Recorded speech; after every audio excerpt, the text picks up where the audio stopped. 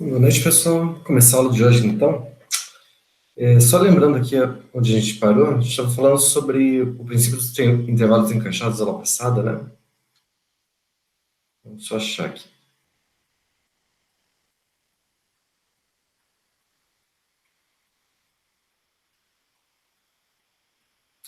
Beleza, então a gente usou o princípio dos intervalos encaixados da aula passada para mostrar que o corpo dos números reais é não enumerável, né? Bom, só lembrando como é que a gente fez isso, a ideia é que, na verdade, era bem simples. Era uma demonstração por absurdo, né? A gente supôs, então, que o conjunto dos números reais era enumerável. Quando ele é enumerável, quer dizer que a gente consegue escrever os elementos em uma lista, do tipo x1, x2, x3, xn e assim por diante. Então, como é que a gente fazia para chegar numa contradição aí? Bom, supomos que aqui está a nossa reta, aí meu x1 está em algum lugar aqui. Aqui, por exemplo. Bom, tudo bem, a gente tem esse x1 aqui, então a gente pegava um intervalo fechado, ilimitado, um intervalo compacto, que não contenha o ponto x1, a gente chamou de I1, né? Então, digamos esse ponto, esse intervalo aqui.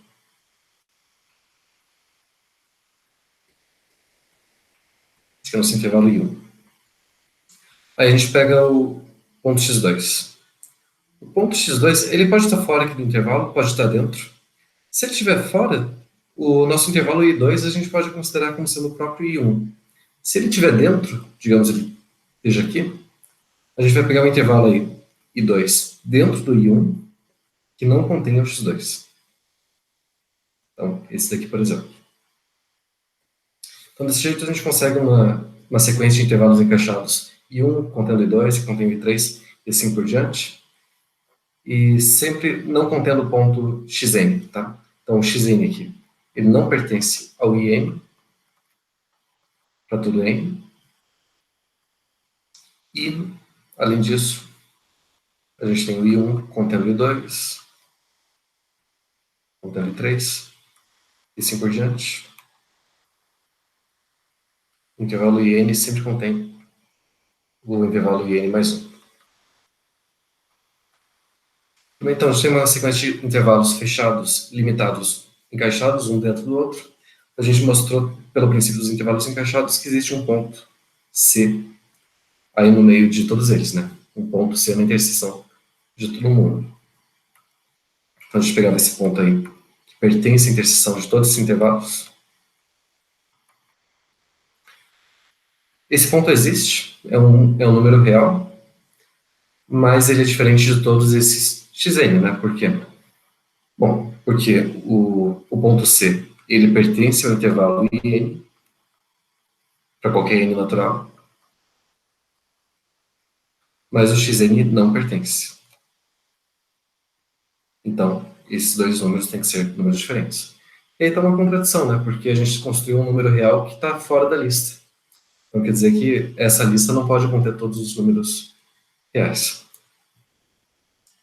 Bom, então isso aqui é uma demonstração formal que o conjunto dos números reais é não enumerável. A gente podia fazer também usando aquele argumento da diagonal de Cantor, né? Acho que a gente já até fez antes aquela história de supor que os números reais estão numa lista. Pensando só nos números entre 0 e 1, só uma outra demonstração então.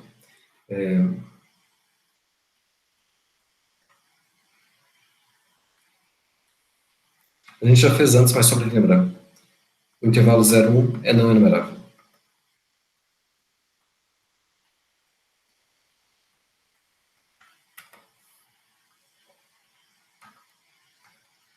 Bom, a ideia aqui, de novo, a gente vai supor por absurdo que seja enumerável, então a gente conseguiria escrever todos os pontos desse intervalo aqui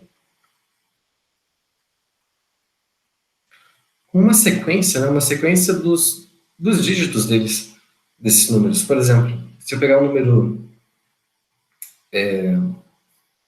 sei lá, 1/3, por exemplo, que é 0,333, a gente pode pensar isso aqui como uma sequência de pontos, né? essa sequência aqui. Comecei com 0, depois o 3, depois o 3, depois o 3, e assim por diante.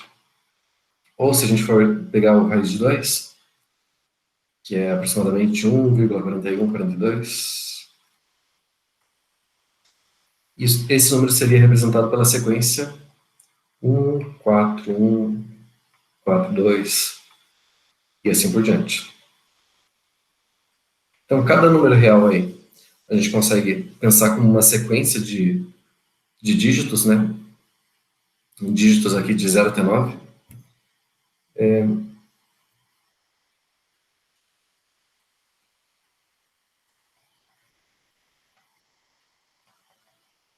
Assim por diante.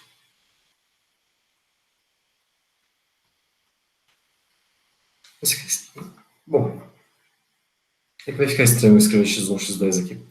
Porque vai ser uma sequência de sequências, né? Enfim. Mas qual que é a ideia? Digamos que esse conjunto seja enumerável. Então, a gente pode escrever isso aqui como x1, x2, x3 e assim por diante. Cada um desses x1, x2, x3 é uma sequência, tá? Uma sequência de números. Então, se a gente conseguisse escrever, digamos, x1 seria 0,1, 2, 3, 5, 8, 7, sei lá, assim por diante. X2.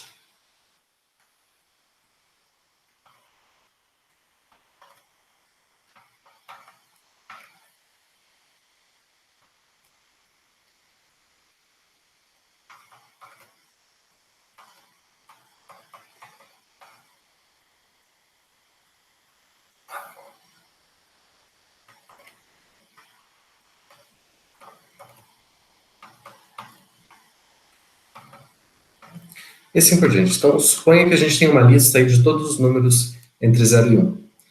Eu vou construir um número que não tá nessa lista, tá? Um novo número. A ideia para fazer isso é usar aquele argumento da diagonal de Cantor. A gente vai olhar só os termos da diagonal. Então, bom, essa primeira eu vou desconsiderar porque todos eles começam em 0, tá? Vou pensar só no que começa daqui para frente. Então, meu primeiro termo seria 1, o segundo termo eu olho 3, o terceiro 2, o quarto eu olho 1. Então, que número que a gente vai escrever aqui? Bom, ele vai começar com 0 também, porque é o número entre 0 e 1. O meu x1 ele começa com o número 1. Então, eu vou escolher qualquer outra coisa que não seja 1, tá? Vou escolher o 2, por exemplo. Aqui começou com 3, então eu vou escolher o 7. Aqui era 2, eu vou colocar o 1. Aqui é 1, eu coloco o 5. E assim por diante. Então, esse número aqui, ele é diferente do x1, porque os primeiros dígitos deles não batem. Ele é diferente do x2, porque o segundo dígito deles também é diferente. É diferente do x3, e assim por diante. Ele é diferente de qualquer xn. Ou seja, eu não consigo colocar todos os números entre 0 e 1 numa lista ordenada dessa forma aqui. Por isso, esse intervalo de 0 até 1 é não enumerável. Tá? Tem uma outra forma de demonstrar que esse conjunto é não enumerável, usando o fato que o próprio conjunto dos números reais é não enumerável. Tá? Como é que a gente faz isso?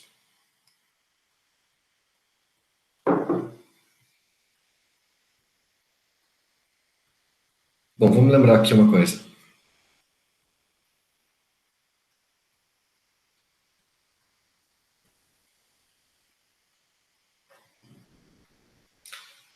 Dizer que um conjunto é enumerável quer dizer que ou ele é finito ou tem uma bijeção com os naturais, né?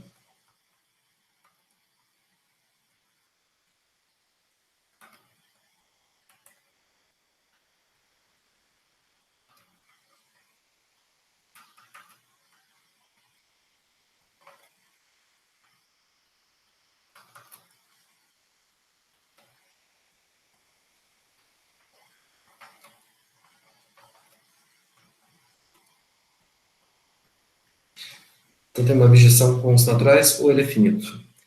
Só uma coisa aqui, pessoal. Dizer que tem uma bijeção de n para x ou de x para n dá na mesma, tá? Porque a gente sempre pode considerar a abjeção inversa. Se tiver uma abjeção aqui dos naturais para esse conjunto x, sempre que a gente tem uma função bijetora, existe uma função inversa para ela, né? Que também é uma abjeção. Então, se tem uma abjeção de n para x, tem uma abjeção de x para n. Então, tanto faz eu dizer que se vem daqui para cá ou de lá para cá. Existe uma, não sei qual é. Tá, por que eu estou falando isso? Então, se a gente tiver o seguinte,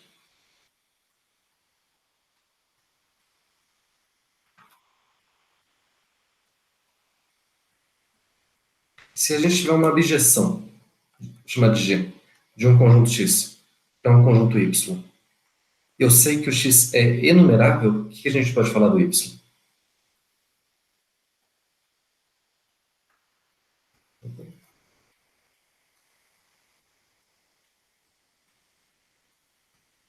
Supor que é enumerável infinito, tá? Só para facilitar.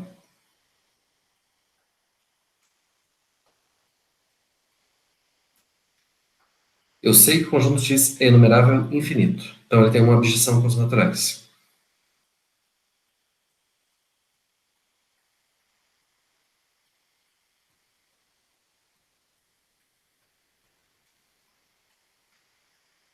Então aqui estão os naturais, aqui está o nosso conjunto X, e tem uma abjeção aí dos naturais para o X. E eu estou falando que tem uma abjeção de X para Y, tá?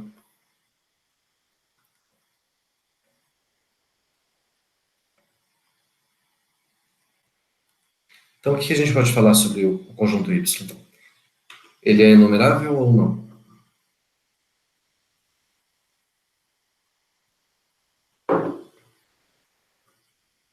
Ele é, né? Porque se eu tenho uma abjeção aqui, outra abjeção aqui, a composição de duas objeções ainda é uma objeção. Então a gente tem uma objeção dos naturais para o conjunto Y. Então o Y é enumerável e infinito, né?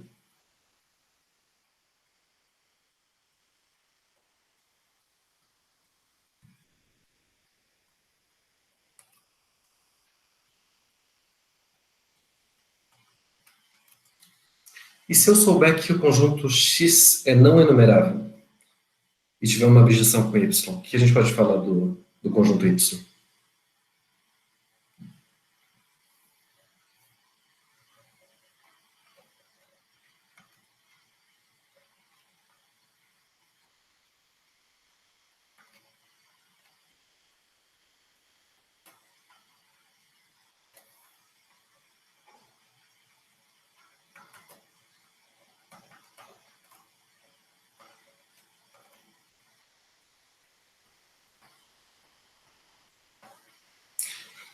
Então, olha, eu tenho uma abjeção aí do conjunto X para o Y, tá? Igual antes.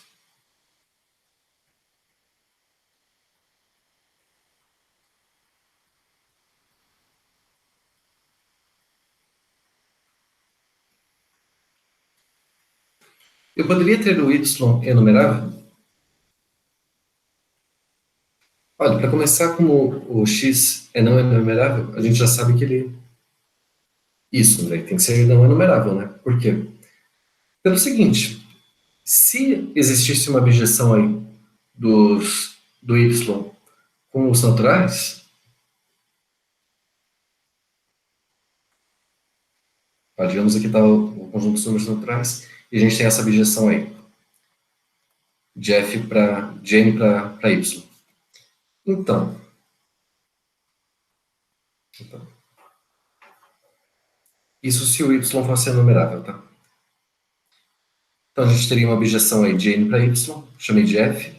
Então, considerando a composição aqui da função f com a função g, na verdade com a g é menos 1, né? Para ficar com o mesmo sentido aqui das flechas. Então, a g menos 1 composta com a f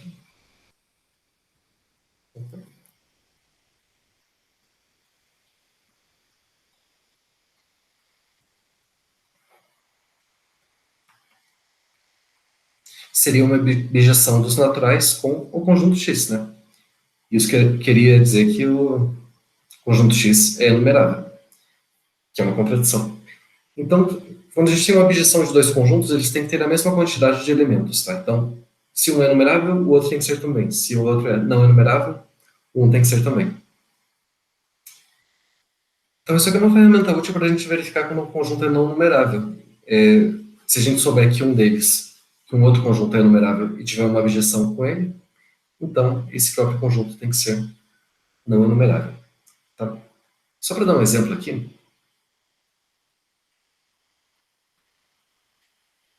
voltando ali no intervalo 0,1.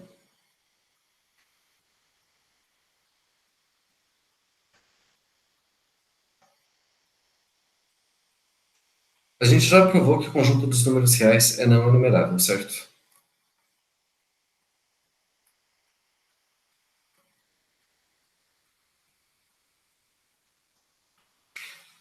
Eu quero mostrar que o intervalo 0,1, aberto em 0 e aberto em 1, é não enumerável também. A gente não mostrou isso de outra forma, mas eu quero fazer isso de novo usando alguma função bijetória, tá?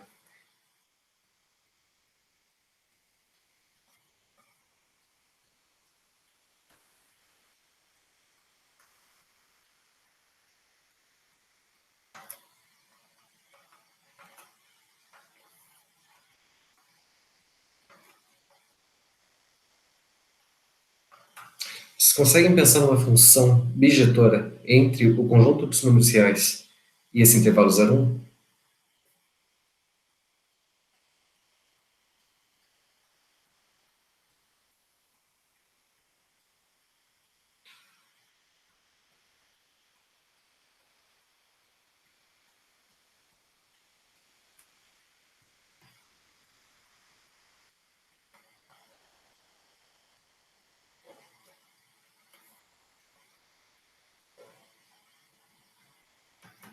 Função bijetora aí, digamos, uma função f, então, que sai dos números reais e tem a imagem aí no intervalo 0,1. Dá para fazer uma função assim?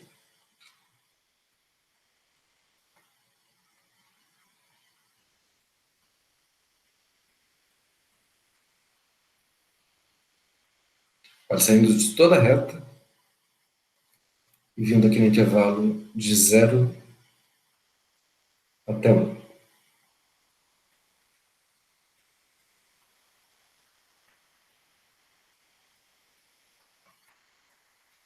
Olha, qualquer função que faça alguma coisa tem um comportamento mais ou menos assim. Tem uma assíntota, digamos aqui no 0 e a outra em 1, uma função crescente, por exemplo. Fizesse uma coisa desse tipo.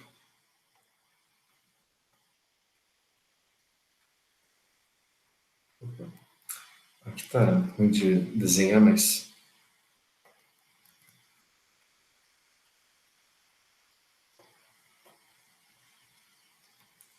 uma função desse tipo. Enfim, uma objeção qualquer aí entre a reta e o intervalo 0, 1. Um exemplo disso seria, eu coloquei aqui na apostila,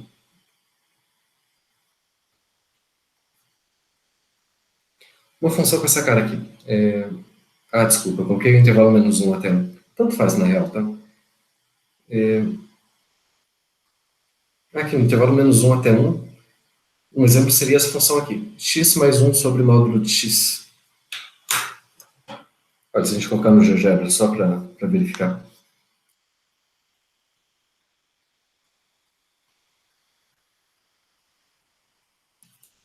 X sobre módulo de 1 mais módulo de x. Olha, para ver que uma função crescente, né, aumentando o valor de x, aumenta o valor da função.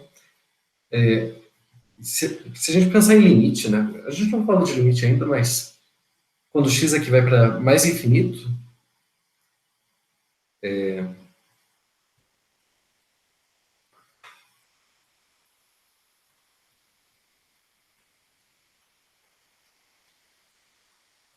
olha, x mais módulo de 1 sobre x. Quando x vai para mais infinito, o x aqui ele fica positivo, então o módulo dele fica igual a ele mesmo, certo?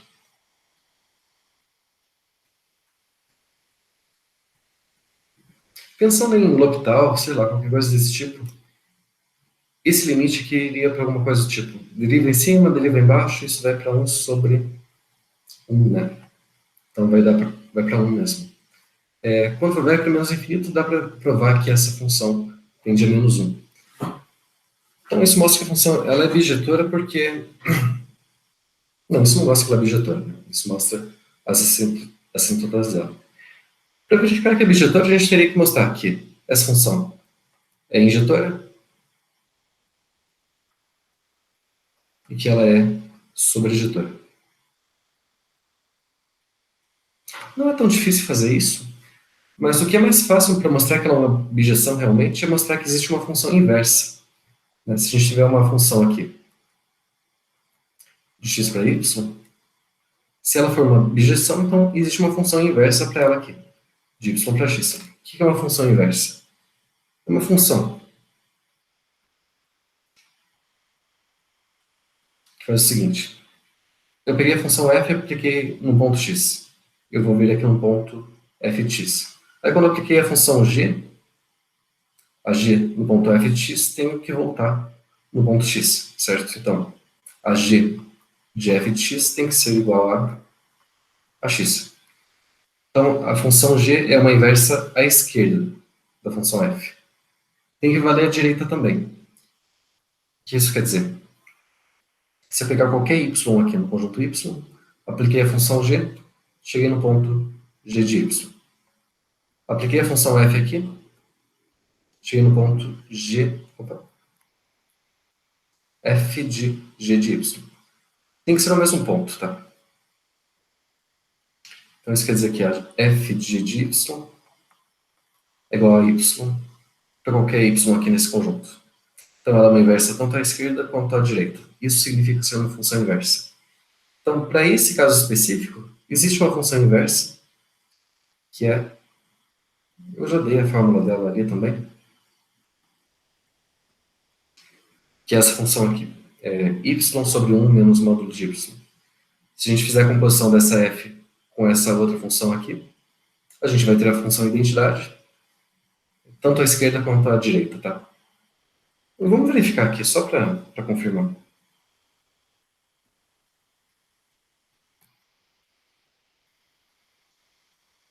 Vamos ver. A função f de r de menos 1 até 1, a gente definiu ela como sendo x sobre módulo de 1 mais x. E a gente está afirmando que tem uma função inversa. Eu chamei de f menos 1, eu vou chamar de g aqui.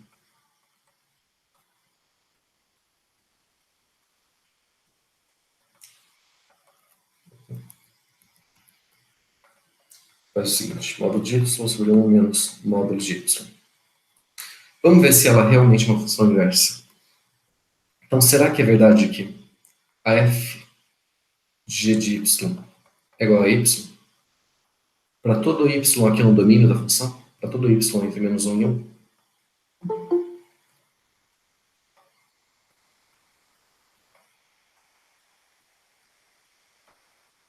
Vamos ver. Então, quem seria a f g de y? G de y é isso daqui.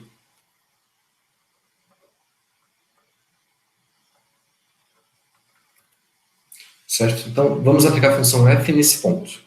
Então, usando a definição da função f. É o ponto sobre 1 mais o módulo desse ponto aqui. Vai ficar y sobre 1 menos módulo de y dividido por 1 menos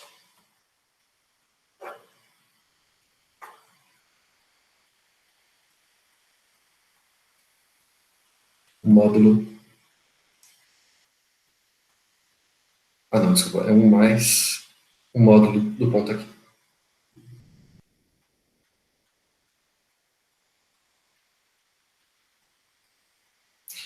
Vamos ver o que dá para fazer aqui.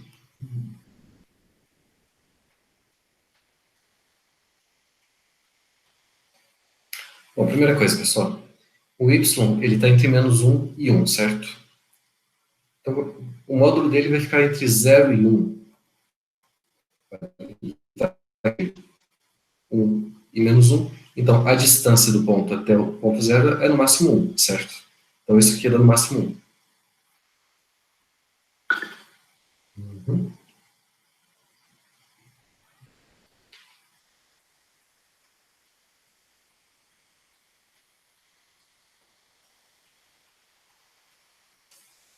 Tá, e daí?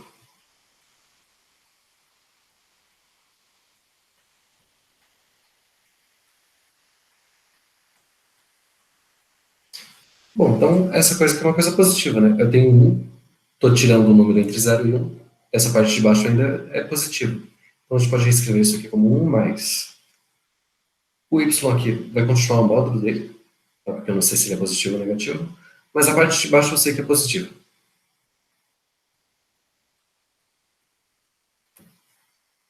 Uhum. Então, aqui é só operação com fração, né? Vamos tentar deixar tudo no mesmo denominador aqui.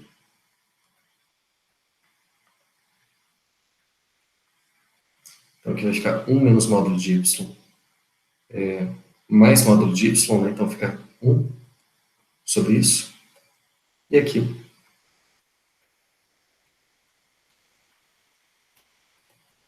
Então pronto, quanto que dá essa fração aqui dividido por essa? Mantém a primeira, multiplica pelo inverso da segunda. Isso aqui simplifica com isso. Sobra o y. Tá? Então a função f aplicada em g de y deu o próprio y, que era o que a gente queria. Agora tem que fazer a mesma coisa no sentido contrário. Né? Mostrar que g de f de x vale x também, mas a conta é parecida. Então vou deixar aí para vocês conferirem. Então, essa daqui é uma função mediatora entre menos 1 e 1 e a reta. Então, se a gente tem uma bijeção, e eu sei que a reta não é numerável, a gente pode concluir que o intervalo de menos 1 até 1 é não enumerável também. Né?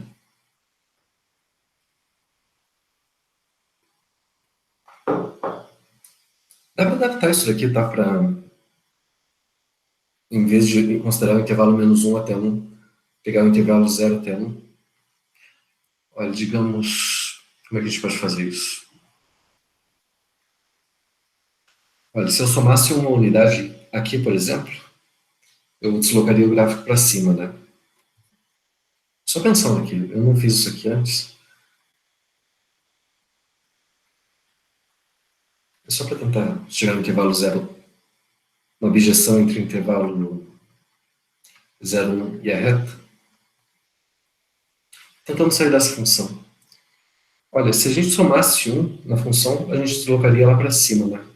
Então ficaria aqui, uma função entre 0 e 2. Então a função já seria uma coisa do tipo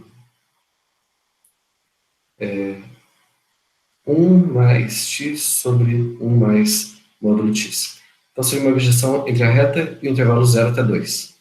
Bom, se eu quero até 1, é só dividir essa coisa aqui por 2. Aí deve dar certo. Deve ser uma objeção entre a reta e o intervalo 0, 1. Vamos ver aqui no GeoGebra, só para ver se dá certo.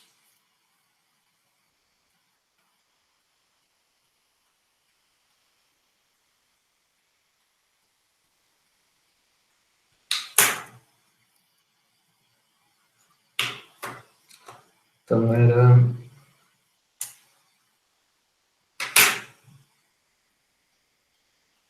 Como é que é mesmo? É 1 mais x sobre 1 mais... Bom, tudo isso dividido por 2. Olha, é certinho, isso que a gente tinha falado, né?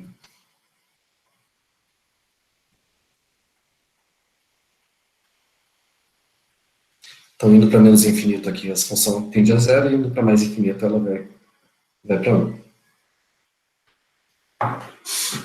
Então, beleza, está indo uma objeção entre a reta e o intervalo 0, 1. Você consegue pensar em outra função que faça isso também? Uma função que tem assíntotas? Olha, uma que eu lembro agora é a função tangente, por exemplo, né? A função tangente aqui.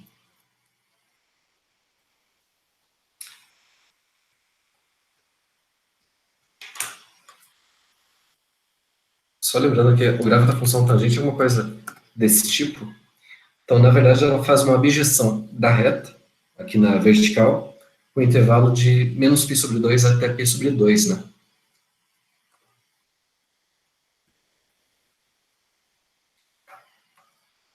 Então, essa função aqui, a função tangente de menos π sobre 2 a π sobre 2, ela é uma abjeção, ela faz uma coisa desse tipo aqui.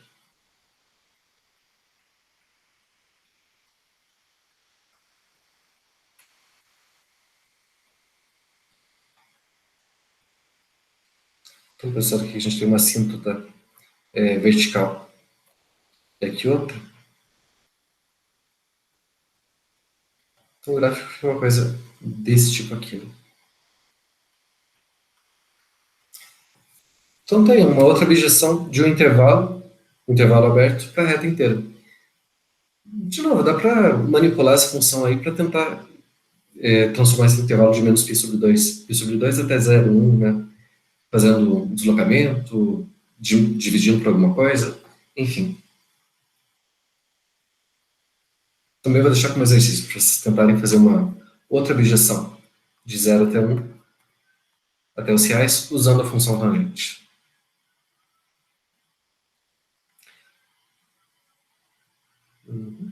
E na verdade, pessoal, você consegue fazer isso para qualquer intervalo aberto, tá?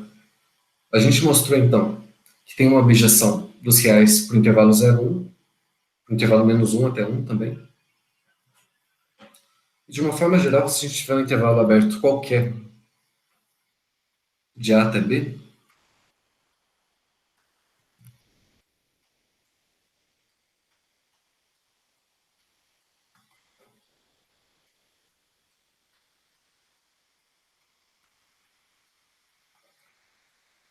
pegar qualquer dois números reais A e B,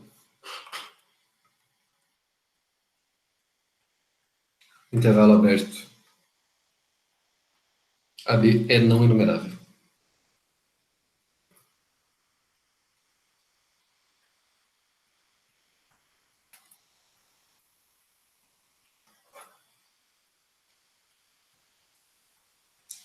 Por quê? Bom, é só a gente tentar considerar uma abjeção qualquer aí entre o intervalo AB e o intervalo 0,1, ou intervalo menos 1 até 1.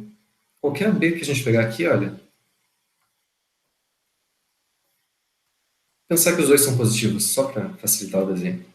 Então, digamos que o A esteja aqui e o B esteja aqui. A gente consegue alguma função objetora entre esse intervalo aqui, de A até B, e o intervalo menos 1 até 1?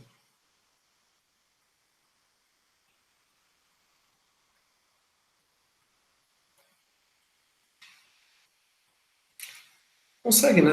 Por exemplo, um segmento em linha reta qualquer. Pegar esse ponto aqui, menos 1 até A, e o ponto com coordenadas 1 e B.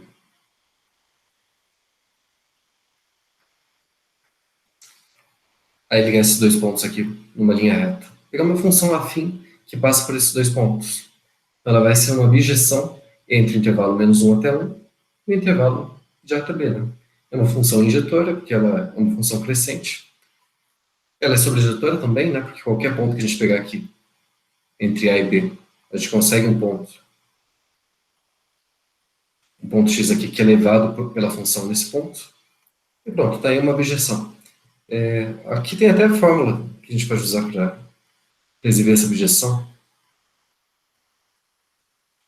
É que essa função b menos a vezes x mais a mais b sobre 2. Não é difícil deduzir essa fórmula aqui, tá? É a fórmula da reta passando por dois pontos. Uhum. Então já é. Menos 1 até 1 é não enumerável. A gente tem uma bijeção com o intervalo AB. Então a gente conclui que qualquer intervalo aberto AB é não enumerável. Outra consequência importante aqui é que qualquer conjunto que tenha um intervalo aberto, que contenha um intervalo aberto, não é enumerável também.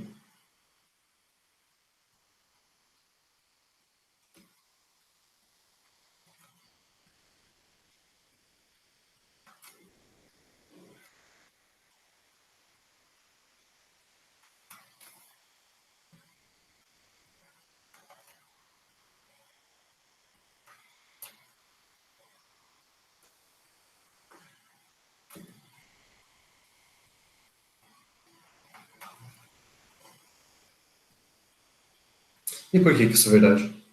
Porque a gente já provou antes que qualquer subconjunto de um conjunto enumerável é enumerável, né? Então, se a gente tiver aqui está nosso conjunto X, aqui está nosso intervalo AB. Eu vou colocar com. Vou escrever desse jeito aqui.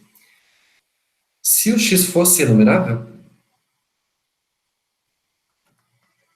qualquer subconjunto dele tem que ser enumerável também, né? Então, a gente concluiria que o AB é enumerável, que é uma contradição. A gente sabe que qualquer intervalo aberto é não enumerável.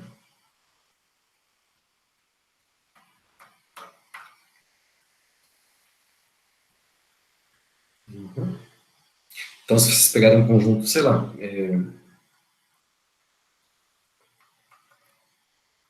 é um intervalo aqui de 2 até 3, fazer a união com ele com o ponto 4, depois com um intervalo de 6 até mais infinito. Posso dizer que esse conjunto é não enumerável? Posso, porque ele contém um intervalo aberto. Contém vários intervalos abertos, na verdade, né? Esse conjunto seria uma coisa desse tipo aqui. Então, de 2 até 3, a gente colocou o ponto 4 ainda, e aí de 6 em diante. Então, esse conjunto contém esse intervalo de 2 até 3. Ele contém também o intervalo de, sei lá, de 8 até 10. Tem infinitos intervalos abertos aí contidos nesse conjunto, né? Então, todo conjunto que contém intervalo aberto é não numerável. Mas é interessante que existem conjuntos que não têm intervalos abertos e ainda assim são não enumeráveis, tá? O exemplo clássico é o conjunto de Cantor. Acho que eu já falei dele, né? É um exemplo de conjunto não enumerável. Aquele construído pegando intervalo, dividindo três partes, depois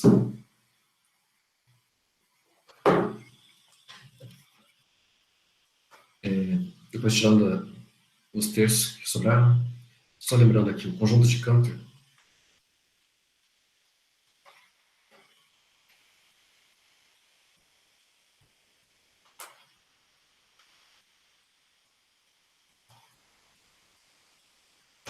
Como é que a gente construía ele? Bom, a gente começa com o intervalo de 0 até 1.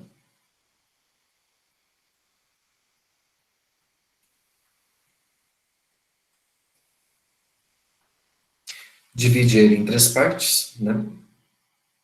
Então, de 0 até 1 terço, 1 terço até 2 terços.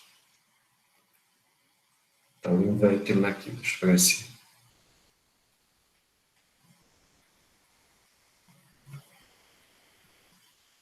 essa coisa aqui. Tá, então, a gente divide em três partes e apaga essa parte aqui do meio.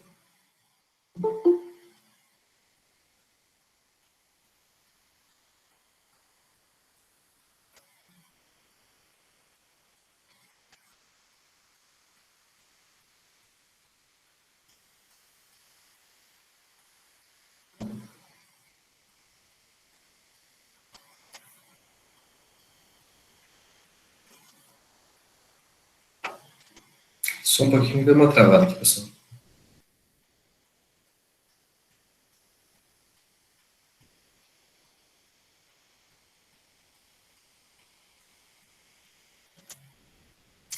Tá, esse é o nosso primeiro passo. No segundo passo, a gente, de novo, divide em três partes os intervalos que sobraram e tira o terço do meio. Então, dividir esse daqui em três partes, digamos. Vai ter um nono, dois nonos, aqui 7 nonos, 8 nonos, e assim por diante.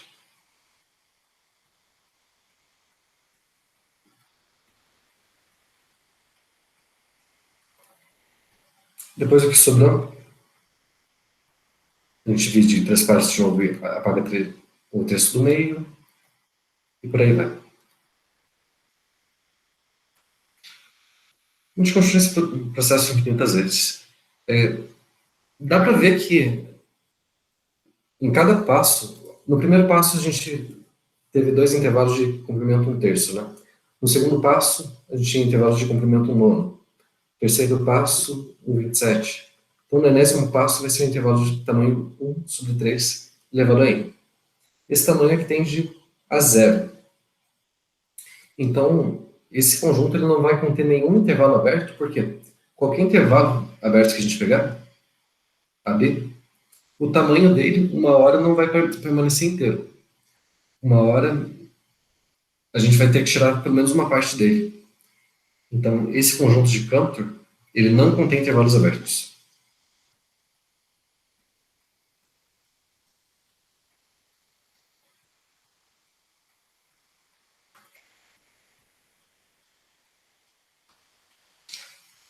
Mas ainda assim, ele é um conjunto não enumerável, tá? Acho que a gente já mostrou isso, né? Deixa eu só conferir aqui na apostila se já foi mostrado isso.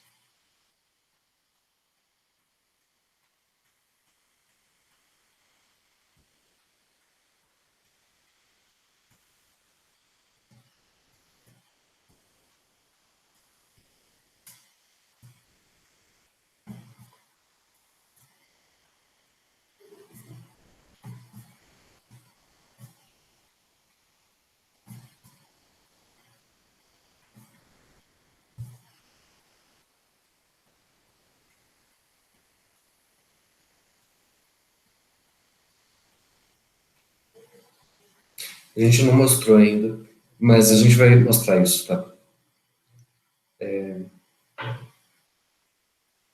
Acho que não agora. A gente vai precisar estudar topologia um pouco antes. Provavelmente em análise 2, só que vocês vão ver isso. Mas a gente vai mostrar que esse conjunto é não enumerável, apesar de não ter nenhum intervalo aberto. Ok? Bom, vamos lá então.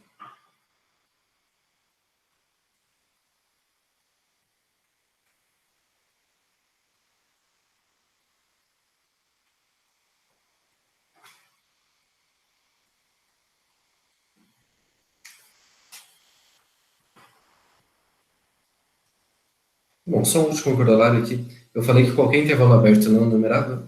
Isso vale para qualquer intervalo, tá? Intervalo não degenerado. Eu estou falando de não degenerado porque às vezes a gente inclui como intervalo também coisas desse tipo, né?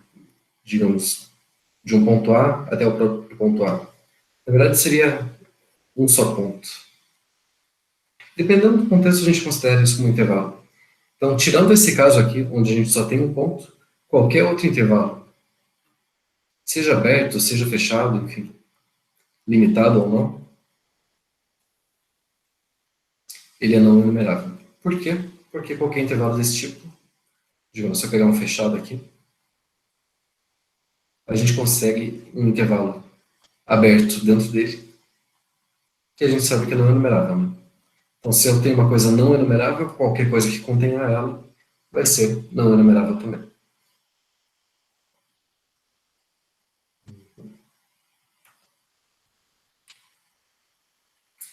Bom, pessoal, para encerrar esse capítulo aqui de números reais, vamos falar um pouquinho sobre os números irracionais. Bom, o número irracional, como o nome diz, é um número que não é racional, né?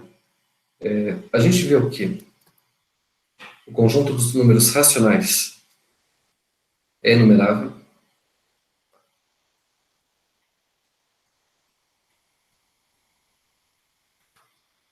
mas a gente sabe que o conjunto dos números reais é não enumerável.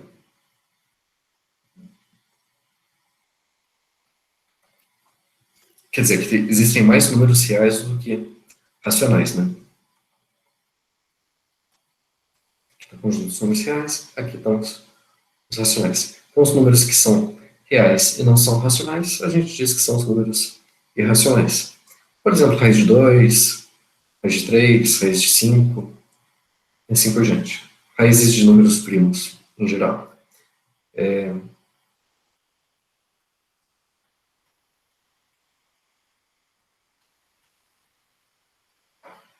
Esse conjunto dos números irracionais não tem uma notação para eles, um símbolo fixo, tá? Geralmente a gente escreve como o R menos o quê? Esse menos, essa barra invertida ela significa a diferença de conjuntos, tá?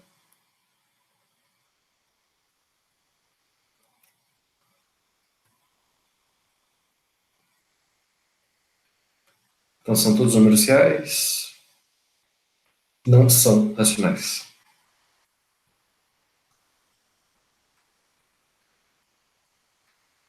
Então, olha, a gente sabe que o conjunto dos números reais são todos os racionais, união com os irracionais. Esse conjunto aqui, ele é enumerável. O que a gente pode concluir do conjunto dos irracionais? Ele é enumerável ou não? Se ele fosse enumerável, a união de dois conjuntos enumeráveis é um conjunto enumerável também, né? Então, os reais seriam enumeráveis. Como esse conjunto a gente sabe que não é, os irracionais necessariamente têm que ser. Tem que formar um conjunto não enumerável. Tá? Lembrando aqui, se A e B são enumeráveis, a união deles dois é enumerável.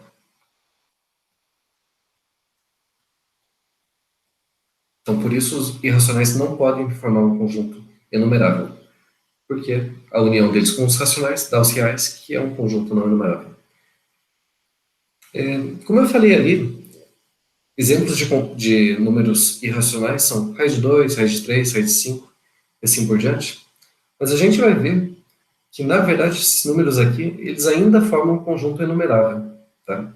Raiz de números inteiros, em geral, vão formar um conjunto enumerável. Isso quer dizer que existem números ainda mais complicados do que esses, que formam um conjunto não enumerável. Tá? Esses são os números transcendentes. A gente vai falar disso daqui a pouco.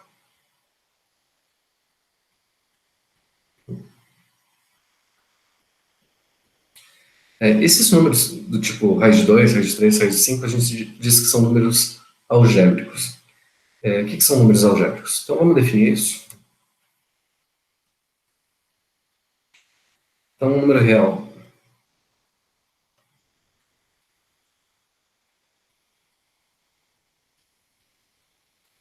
a gente chama ele de algébrico, se ele é a raiz de algum polinômio com coeficientes inteiros. Tá? Então,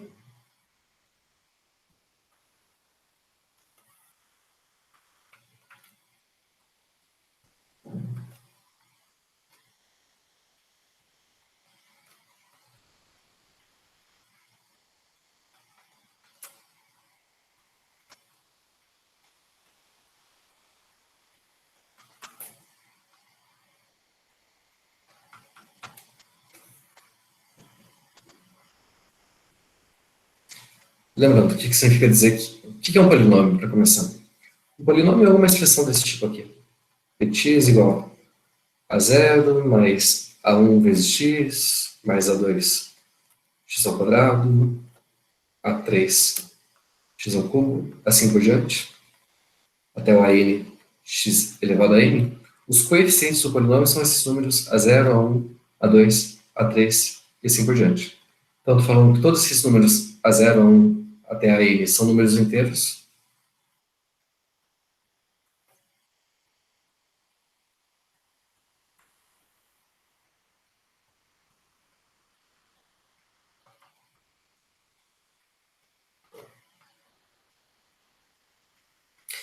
E a raiz de um polinômio, o que é? É um número que, quando a gente aplicar no polinômio, o resultado é zero. Então,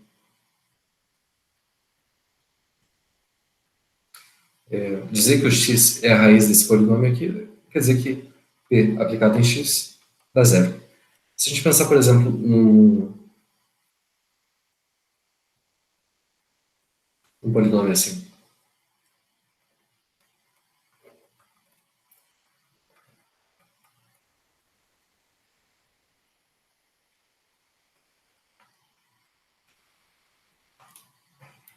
nesse polinômio. Esse aqui é um polinômio com coeficientes inteiros, né? A gente pode pensar que ele é menos 4 mais 0 vezes x mais 1 vezes x ao quadrado. Então, esses aqui são nossos coeficientes do polinômio, tá? Esse é o nosso A0, esse aqui é o nosso A1. A parte x não aparece, né? Então, esse coeficiente seria o zero. E o número que acompanha o x ao quadrado é o nosso A2. Quais são as raízes desse polinômio?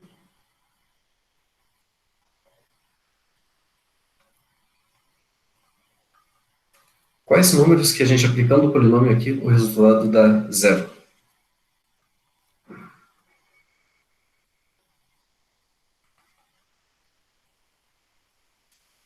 A gente quer então que x ao quadrado menos 4 seja zero. Então, x ao quadrado tem que ser 4, o x tem que ser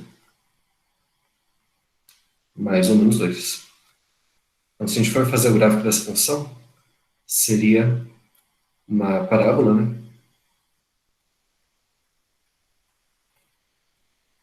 As raízes do polinômio são os pontos onde o gráfico da função cruza aí o eixo x. Então, no caso, os pontos 2 e menos 2.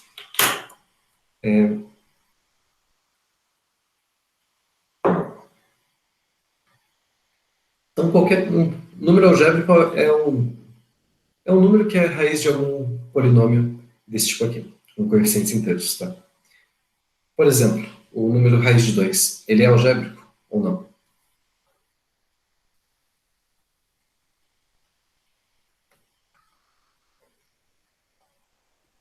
Vocês conseguem pensar num polinômio desse tipo aqui? A0 mais A1, A1x, A2x ao quadrado.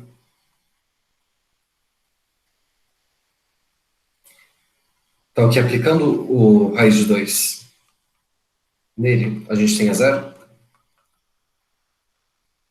Alguma ideia?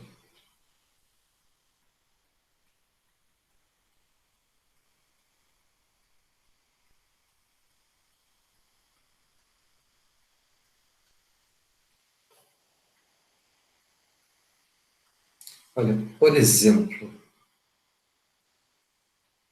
a gente pegar esse polinômio aqui. Px igual a x ao quadrado menos 2. São todos coeficientes inteiros aqui, né? Por exemplo, o nosso A0 aqui seria a parte constante, então, menos 2. O A1, o número que acompanha x, no caso, não aparece, né? Então é zero. O A2, o número que acompanha o x ao quadrado, é 1. Então é um polinômio de coeficientes inteiros aí. E quanto que dá esse polinômio aplicado em raiz de 2?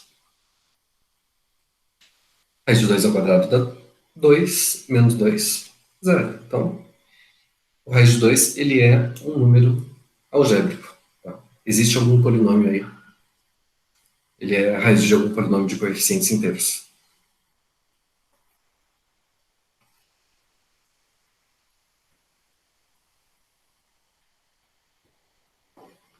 A mesma coisa vale para qualquer número desse tipo aqui. Raiz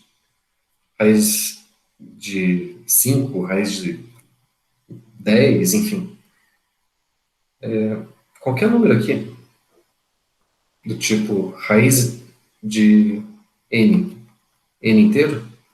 Não, n natural, né? Porque se for negativo não dá para calcular a raiz.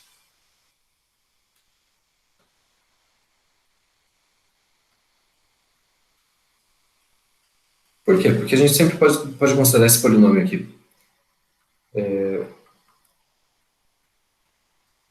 X ao quadrado menos, menos o próprio número. Quando a gente aplicar esse polinômio na raiz enésima, na raiz de n, vai ficar raiz de n ao quadrado menos o n, que dá n menos n, dá zero. Então, os números desse tipo, raiz de n, são todos algébricos. E não só raiz quadrada, né? Raiz cúbica, raiz enésima qualquer. Vou pegar um número qualquer desse tipo aqui. Raiz enésima de um número n. Ele é algébrico?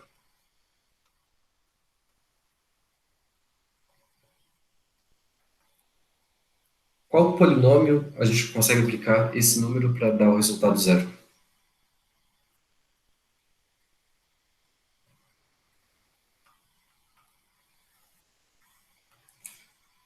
seria uma coisa do tipo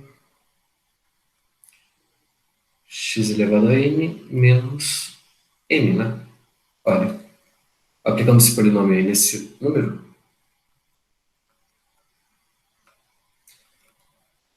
bom, vai ficar isso daqui. Elevado a n vai ficar n.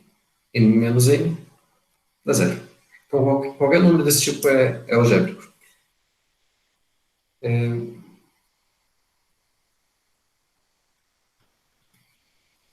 Na verdade, é uma coisa que dá para provar e dá um pouco de trabalho fazer as contas, mas a gente consegue provar o seguinte: se a gente tiver dois números aqui, x e y, algébricos,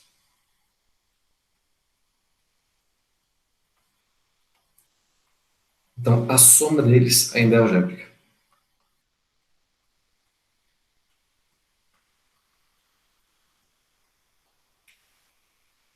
E a mesma coisa, se eu tiver x e y algébricos,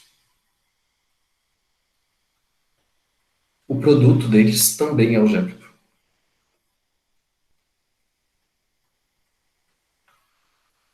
Então, esse conjunto dos números algébricos, com operação de soma e operação de multiplicação, ele ainda é fechado para essas operações, tá?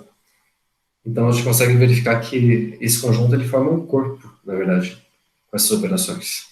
Então, a gente tem o corpo dos números algébricos. Então, eu vou chamar de A. Essa notação não é usada, tá? Mas se eu chamar de A o conjunto dos números algébricos,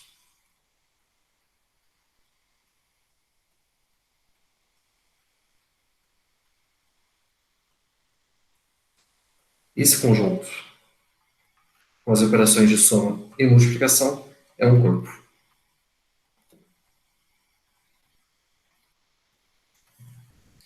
Não, claro que é um corpo porque valem todas as propriedades de números reais, né? A soma é comutativa, distributiva, é comutativa, associativa, tem elemento neutro, tem elemento oposto, mesma coisa para multiplicação e vale a distributividade também. E as operações aí de soma e multiplicação, a gente não sai fora do corpo, né? Somando dois números algébricos ainda é algébrico, multiplicando números algébricos ainda é algébrico. É a mesma coisa que acontecia com os números racionais, né? Soma de racionais é racional, multiplicação de racionais é racional. Então, esse conjunto ainda forma um corpo com essas operações. Tá, e daí? Como eu falei antes, a gente vai mostrar agora que esse conjunto dos algébricos, esse conjunto que inclui raiz de 2, raiz de 5, raiz de 3, ele ainda é um conjunto enumerável. Quer dizer, existem muito mais números que não são algébricos, formam um conjunto não enumerável, do que algébricos.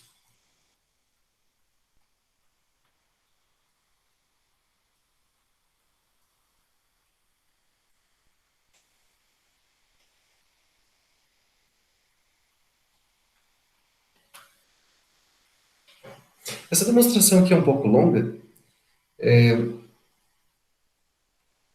Em vez da gente olhar diretamente para os números algébricos, a gente vai tentar olhar primeiro para os polinômios, tá? Porque o número algébrico é a raiz de algum polinômio. Então, se a gente mostrar primeiro que o conjunto dos polinômios com coeficientes inteiros,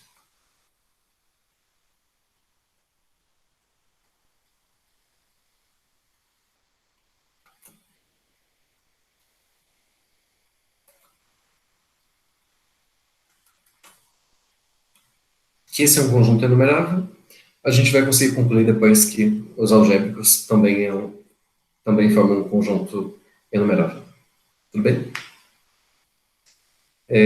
Só lembrar uma outra coisa antes.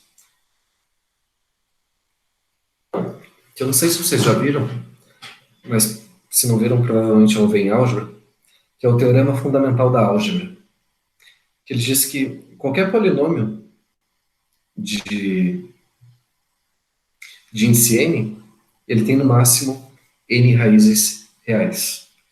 Só mirando aqui.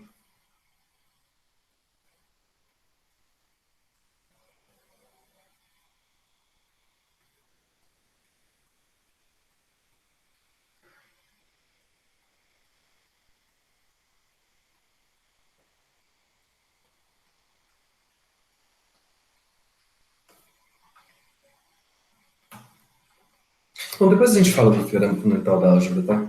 Vamos fazer as coisas passo a passo aqui.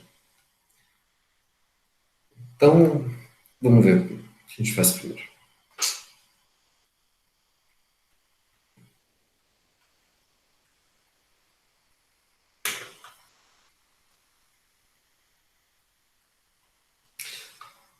Muito bem, então a gente vai começar fazendo o seguinte. Eu vou chamar de Pn o conjunto de todos os polinômios de grau n, tá? Com coeficientes inteiros. O grau do polinômio, lembrando, é o maior índice que aparece aqui, o maior índice n para qual o an é diferente de zero. Okay? Então, por exemplo, se a gente pegar o polinômio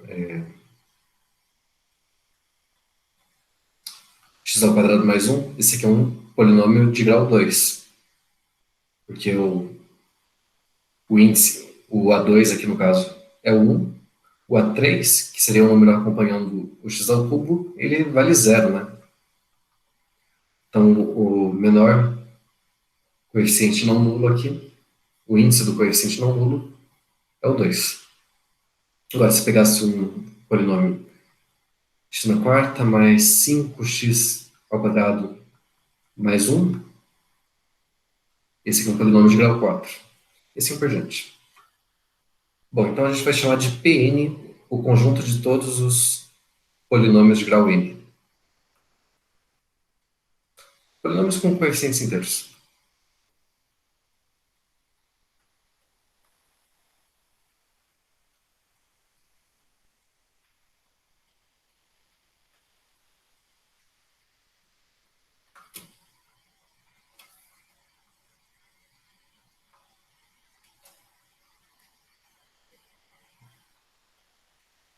Quer dizer, são todos os polinômios com essa cara aqui.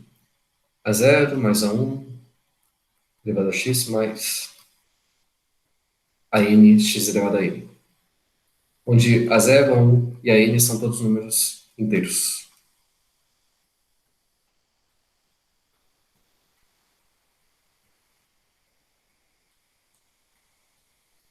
E o an aqui ele tem que ser diferente de zero, tá? Para dizer que ele é um coeficiente de grau n. Bom, a ideia aqui é que para cada polinômio desse tipo, a gente consegue associar uma sequência finita de números inteiros, né? Olha, esse polinômio aqui ele corresponde a uma sequência A0, A1 até a n de números inteiros. Então, do produto cartesiano aqui de z com z até o último aqui, mas o último ele tem que ser diferente de zero, né? Então, vou colocar aqui z é menos o número zero.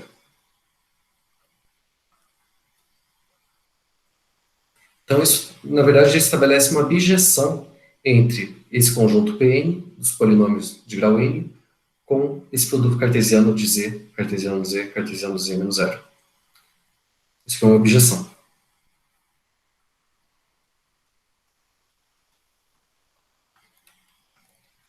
O que a gente pode falar do conjunto dos números inteiros? Ele é enumerável ou não?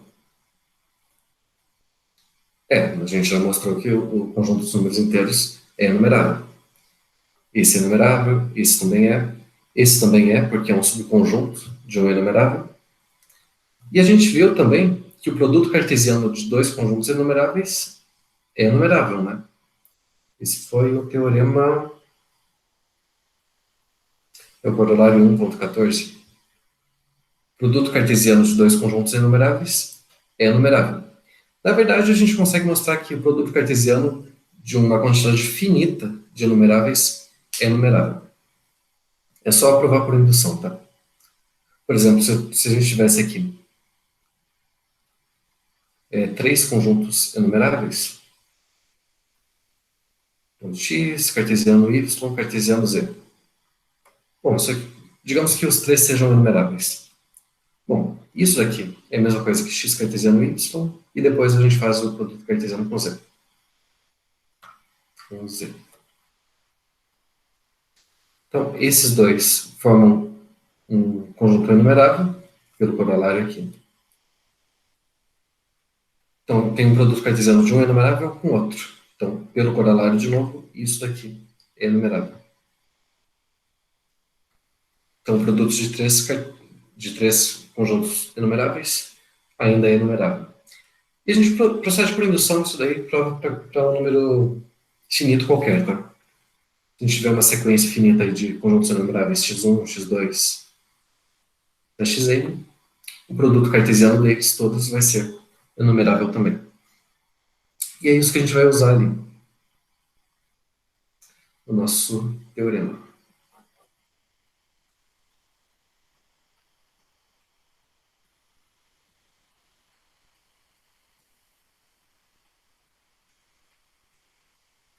Então, esse produto cartesiano aí, de Z, cartesiano Z, enfim,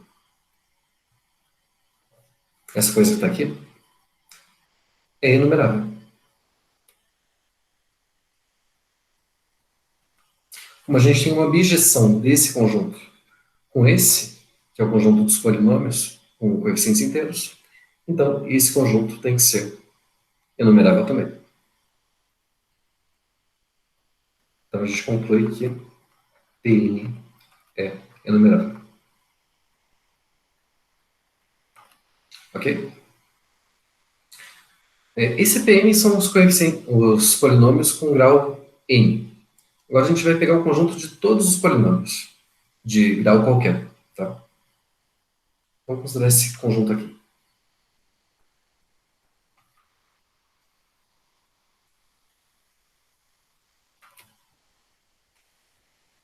Conjunto de todos os polinômios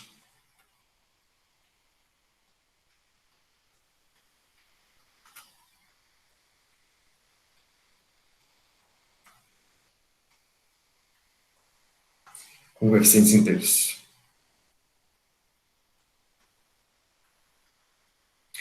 Então, aqui estão os polinômios de grau 1, 2, 3, de grau qualquer. Tá? Bom, esse conjunto a gente consegue escrever ele assim. Ele, na verdade, é a união de todos os PNs, né? Os polinômios de grau 1, 2, 3 e assim por diante. Então, ele é uma união enumerável de conjuntos enumeráveis. Então, a gente já mostrou que a união enumerável de conjuntos enumeráveis é enumerável também. Só lembrando aqui.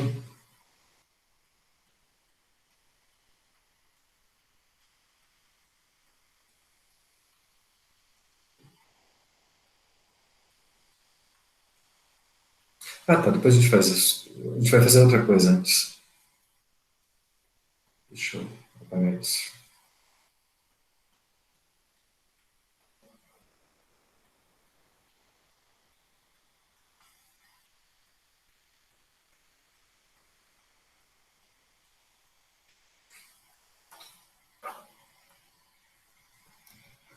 Ah, não.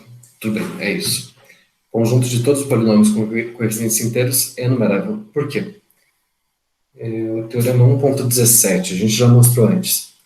Se a gente tiver uma sequência de conjuntos enumeráveis, então a união de todos eles vai ser um conjunto enumerável ainda. Está aí na apostila do teorema 1.17, para quem quiser relembrar. Voltando, então.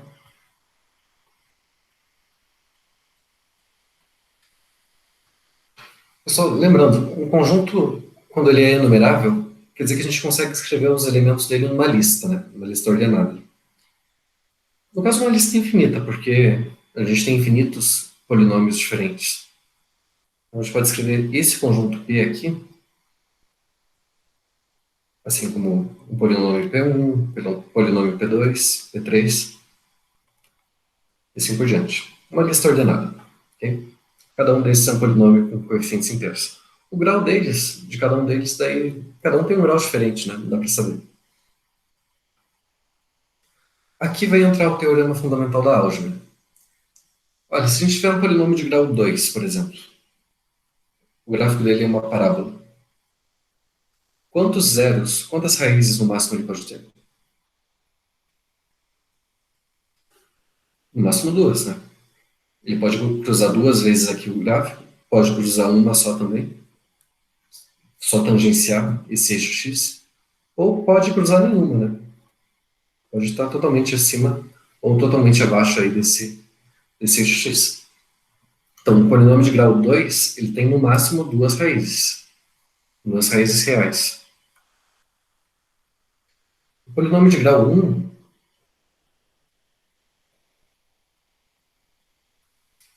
polinômio de grau um o gráfico dele é uma reta, né? Então ele vai ter, na verdade, nesse caso vai ter exatamente uma raiz. Ele só vai cruzar uma vez o eixo X. O polinômio de grau 3 o gráfico dele, em geral, é uma coisa desse tipo aqui. Ele pode cruzar a reta, o eixo X, no máximo três vezes. Isso aqui é um resultado de álgebra, eu não vou demonstrar aqui, que é o teorema fundamental da álgebra. Ele diz que um polinômio de grau n ele tem no máximo n raízes reais.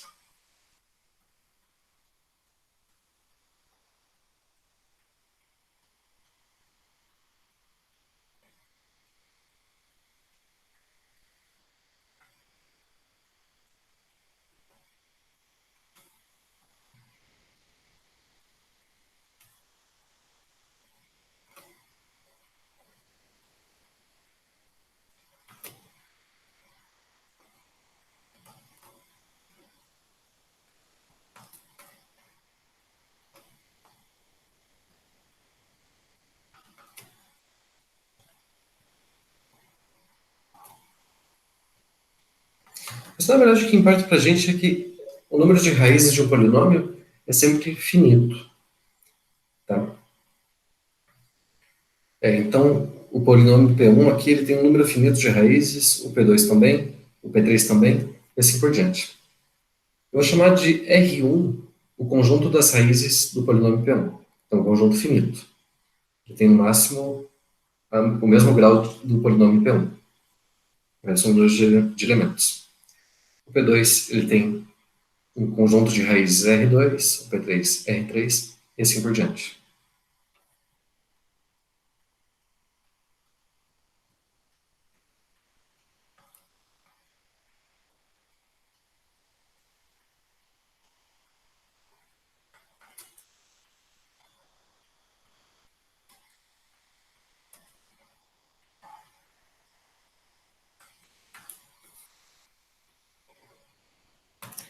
Esse é o conjunto das raízes do polinômio Pn.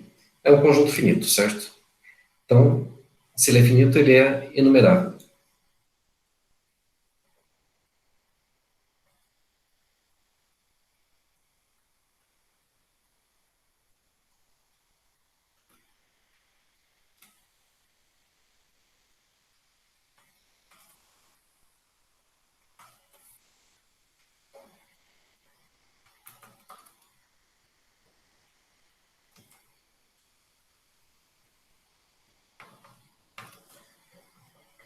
Então, vai ser um conjunto enumerável. De novo, se a gente fizer a união de conjuntos enumeráveis, a união enumerável de conjuntos enumeráveis.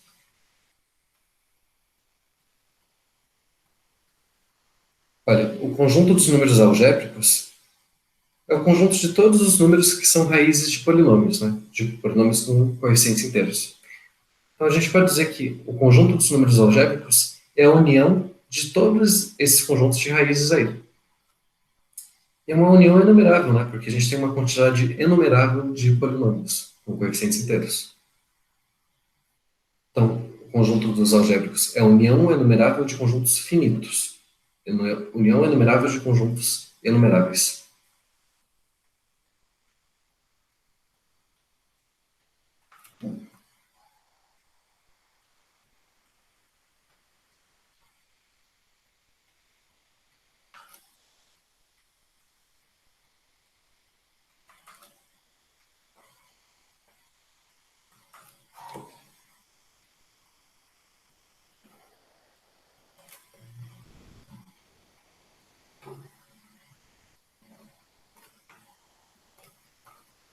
Então, pelo mesmo teorema que a gente acabou de relembrar agora há pouco, que a união de conjuntos enumeráveis é enumerável, então esse conjunto A ele é enumerável.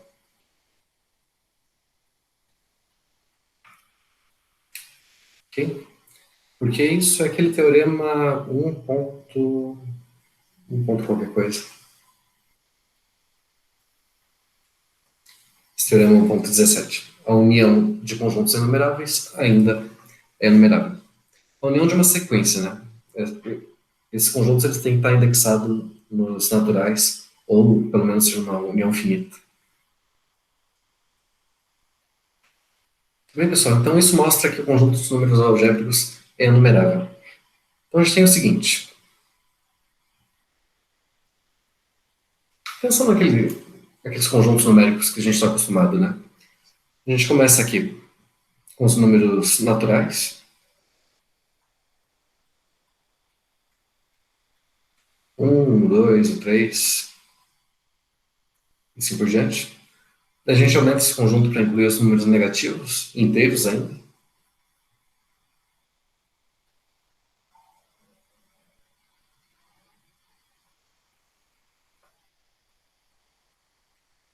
Aí coloca o 0, -1, -2, -3, e assim por diante.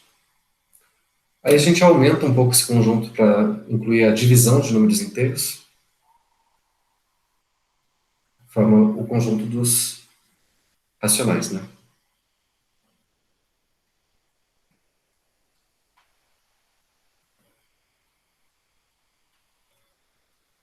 Então tem números do tipo 3 meios, -5 terços,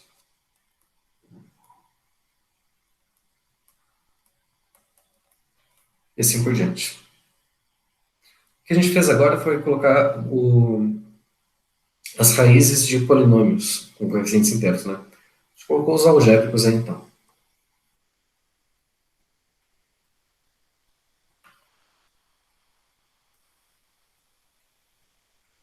Eles incluem todos os números racionais, tá? Qualquer número racional é algébrico também. Então aqui está a raiz de 2. Se a gente somar algébricos ainda é algébrico, então, por exemplo, raiz de 3 mais 5 é um número algébrico, menos raiz de 8 vezes 2 é um número algébrico, e assim por diante. Falta incluir alguma coisa para a gente ter todos os números reais? Ou não?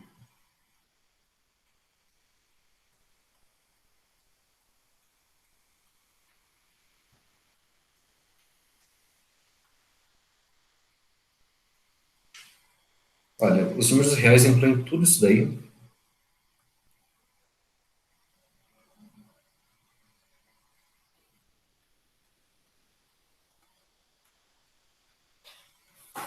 E na verdade a gente tem que incluir alguma coisa a mais, né? Porque a gente sabe que o conjunto dos números reais é não enumerável. E tudo que a gente teve até agora ainda forma uma coisa enumerável. Então existem números aí que são reais e não são algébricos. Na verdade, existem muito mais números que não são algébricos do que algébricos.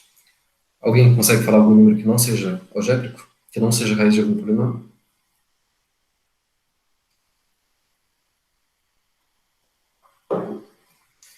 Essa daí é uma pergunta difícil, tá? Não é fácil mostrar que um número não é algébrico. Mas exemplos de números algébricos são, por exemplo, números não algébricos. Por exemplo, o π. Dá para mostrar que o π ele não é raiz de nenhum polinômio de coeficientes inteiros. O número e também, aquela base do logaritmo natural, também não é. E claro, se a gente fizer operações aí envolvendo esses dois números com qualquer número algébrico, π mais 2, 5 vezes e mais π, todos esses são números ainda que não são algébricos, tá? Esses números que são reais não algébricos, a gente diz que são números transcendentes. Então, esse conjunto aí dos reais que não são algébricos, a gente diz que são os números transcendentes.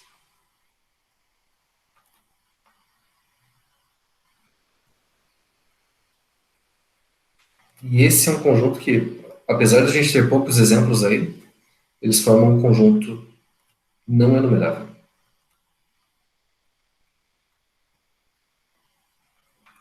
Quer dizer, os transcendentes formam um conjunto não enumerável, os algébricos é enumerável, então tem muito mais números transcendentes do que algébricos.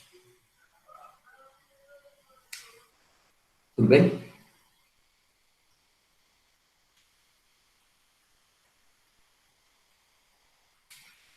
Bom, pessoal, isso aqui encerra então esse capítulo de números reais.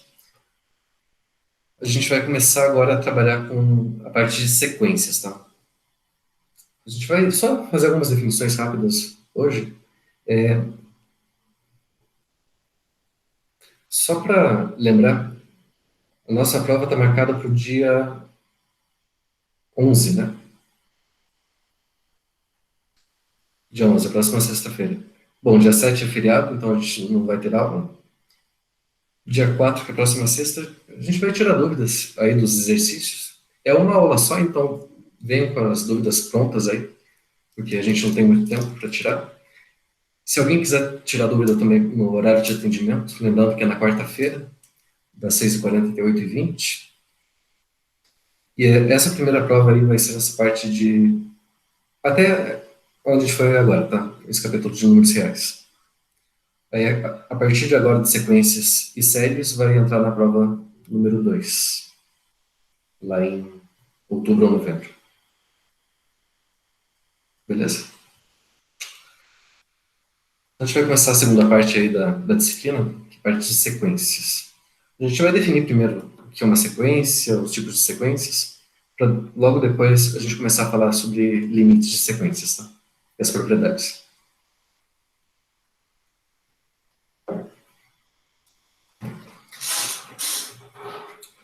Bom, vocês já estudaram sequências lá na disciplina de cálculo de várias variáveis, mas vamos relembrar aqui. A ideia de uma sequência é colocar os elementos numa lista, né? Uma lista do tipo.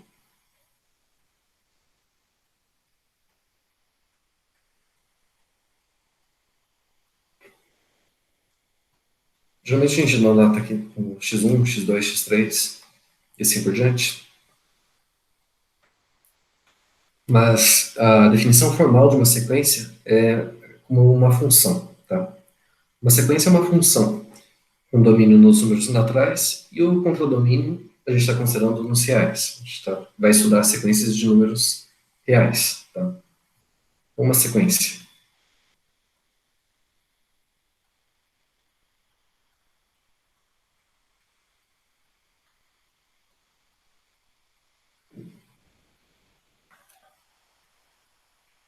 A sequência de números reais é uma função.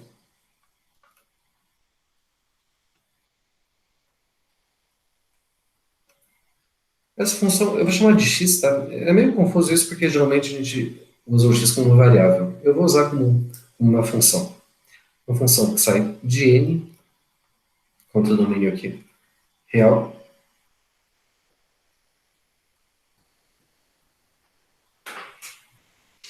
E essa função aqui aplicada no número n, a gente vai representar como um x com índice n aqui embaixo. Então, é só anotação, tá? Em vez de eu escrever x aplicado em n, eu coloco x no ponto n. É só isso, é uma função. Então, por exemplo,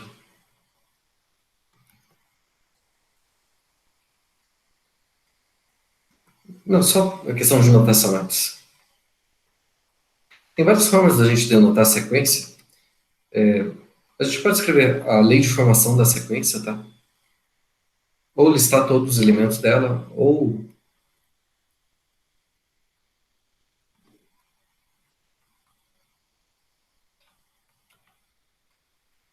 a gente escreve assim, sequência xn, colocando aqui embaixo o n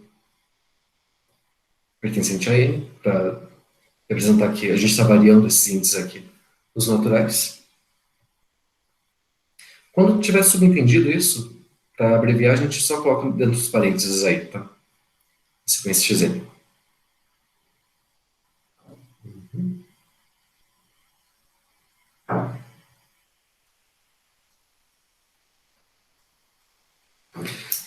Geralmente é útil a gente fazer um desenho para representar a sequência, para verificar o comportamento dela. Se ela está crescendo, se ela está decrescendo, se ela está convergindo para algum lugar. Então, tem duas formas de a gente fazer isso, que são as seguintes.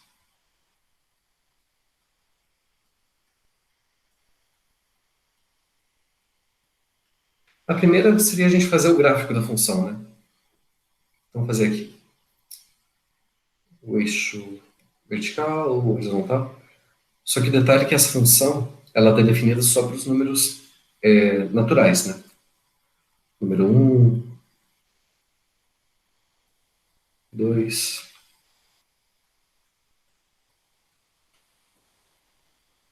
Então, na hora de fazer o gráfico da função, não vai ficar uma linha assim, vai ficar, na verdade, um conjunto de pontos aí isolados, né?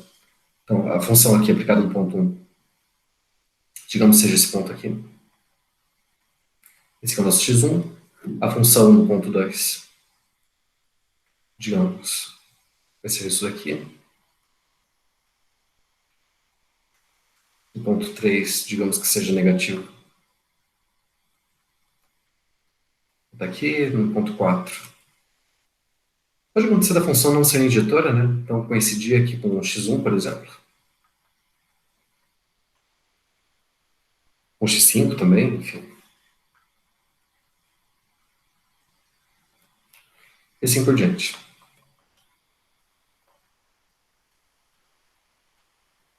Então, essa é uma forma de representar a sequência, fazendo o gráfico da função.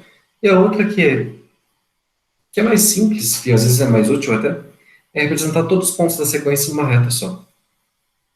Então, uma coisa assim. Aqui está a nossa reta, aqui, digamos, o número 0. Então, x1, por exemplo. Deixa eu colocar uma sequência para dar um exemplo. Digamos que a sequência xn seja uma coisa do tipo 1, 2, 5, 3, 4, menos 2, e assim por diante. Então, meu primeiro termo da sequência, meu x1, é 1, né? Então, eu vou pegar o 1 aqui e marcar, dizer que esse é meu ponto x1, onde a gente tem o valor 1. O 2 é o x2, então o 2 está aqui. Aqui está meu x2. O x3 é o 5, então 1, 2, 3, 4, 5. Aqui está meu x3. O x4 é o 3, então aqui.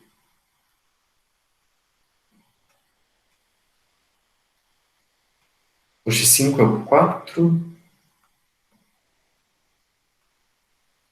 O x6 é o menos 2.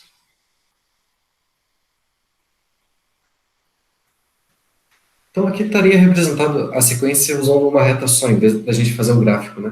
Se fosse fazer o gráfico dessa sequência, ficaria o quê? Uma coisa assim.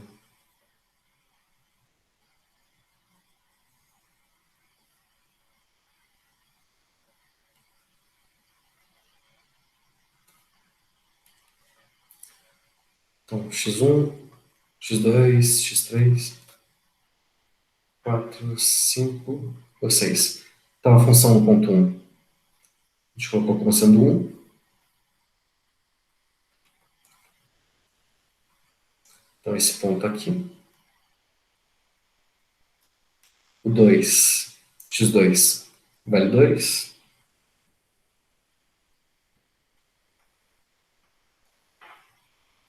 X3, então o ponto 3 vale 5.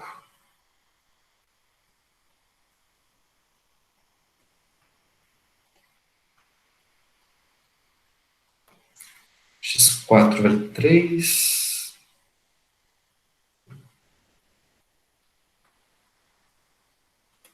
X5 vale 4.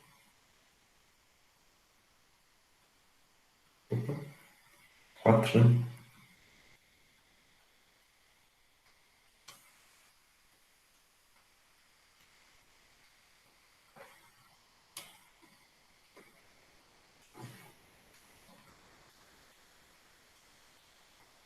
E o x6 menos 2.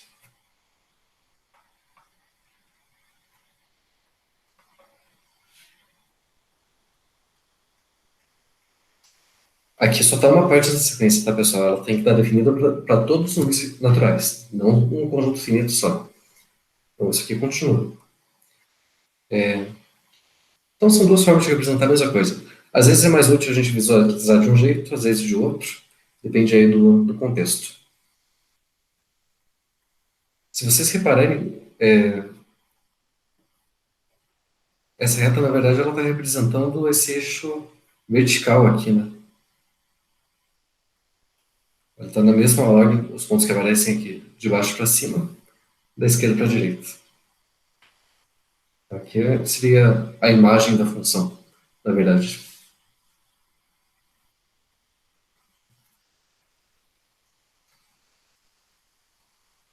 Bom, aqui estão as representações.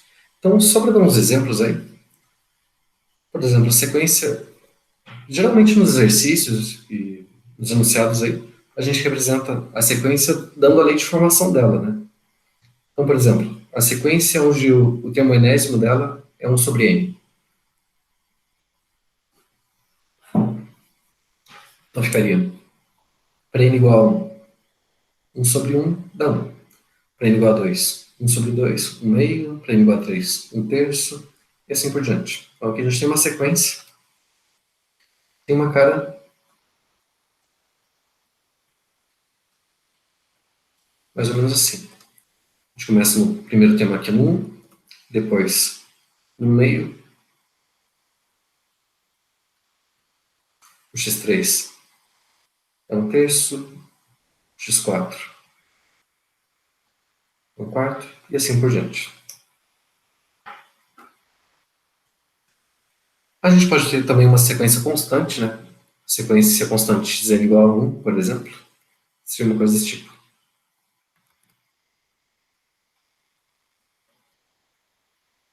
Jogo, aqui está o 0, aqui está 1. Então, meu x1, ele vale 1. O x2, ele vale 1 também. O x3 também vale 1. Todos esses termos aqui, todos os xn valem 1. Então, a gente fica sempre nesse ponto aí. A sequência cosseno de nπ.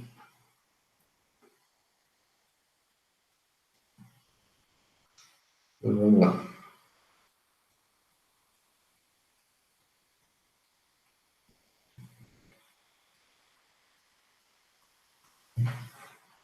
Então, olha, para n igual a 1. Lembrando, o cosseno ele faz uma coisa desse tipo aqui, né? Pensando na circunferência trigonométrica. Cosseno estaria aqui. Então, para n igual a 1, cosseno de π, ângulo π, a gente vai estar aqui, né? Então, cosseno dá menos 1. Menos 1 aqui. Aí, para n igual a 2, cosseno de 2π. 2π a gente deu uma volta inteira, então parou aqui em 1. Cosseno de 3π. 3π é uma volta mais meia volta, então vai dar menos 1. 4π, 5π, 6π. Então a gente vai ficar variando entre 1 e menos 1, né? Vai ter essa sequência alternada aqui. Se a gente quiser representar ela numa reta, vai ficar essa sequência aqui, entre 1 e menos 1. Nosso x1 está aqui, o x2 está aqui, o x3 está aqui. Então os índices ímpares vão ficar em menos 1 e os pares no 1.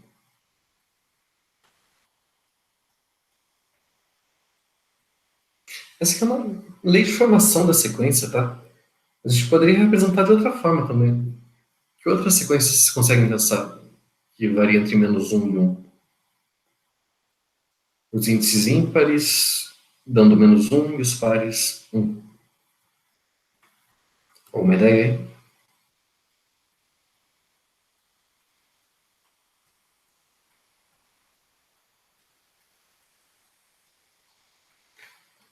Se a gente colocasse, por exemplo, xn como menos 1 elevado a n, olha, para n ímpar, menos 1 elevado a n vai dar menos 1. Aqui vai ficar menos um, assim por diante. Para n par, menos um elevado a par vai dar um positivo, né? É a mesma coisa que está aqui. Então, são duas leis de formação diferentes, mas, na verdade, representando a mesma sequência.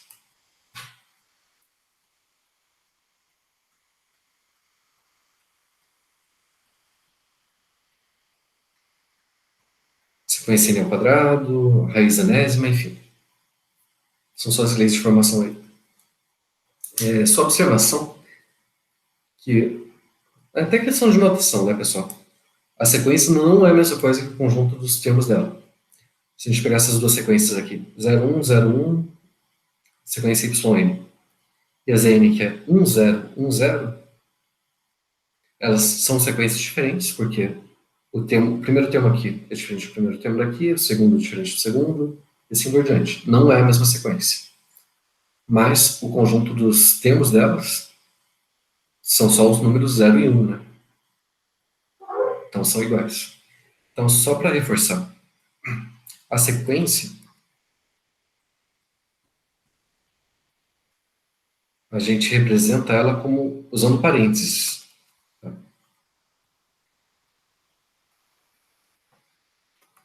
Isso aqui é uma sequência.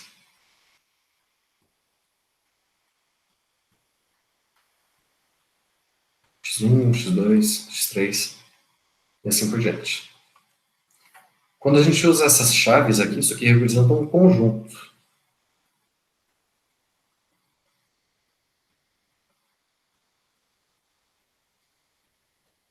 Não é a mesma coisa isso disso, tá? Isso é uma sequência, isso é um conjunto. Então, naquele exemplo que a gente deu antes, na sequência xn aqui, 1, 0, 1, 0, 1, 0, um conjunto dos termos aí dessa sequência vai ser um conjunto finito, né? Só tem dois termos aqui, 0 e 1.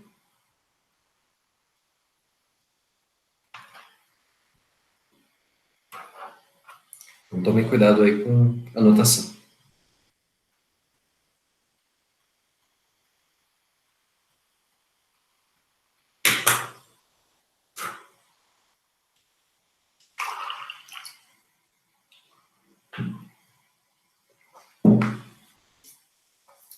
Bom, umas definições rápidas aí. A definição é meio óbvia, né? A gente vai dizer que uma sequência ela é limitada inferiormente se o conjunto dos termos dela for um conjunto limitado inferiormente. Quer dizer, existe uma cota inferior aqui para todos os termos da sequência. No caso, a gente representou por A, ele é menor do que todos os termos da sequência xn. Isso quer dizer que ela é limitada inferiormente. Mesma coisa que superiormente, quer dizer que existe uma cota superior para todos os termos da sequência. E se existir uma cota inferior e superior, a gente diz simplesmente que a sequência é limitada. Fica mais fácil até visualizar aqui no gráfico da função, né? Quando ela é limitada, quer dizer que a gente não passa de um certo nível para cima nem um certo nível para baixo. Tem uma cota inferior A aqui e uma cota superior B para todos os termos da sequência. Ou aqui na reta, tem uma cota inferior à esquerda e uma cota superior à direita.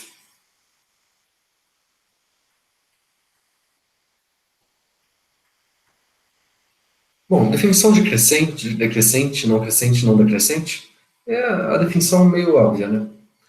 Uma sequência crescente se os termos vão crescendo.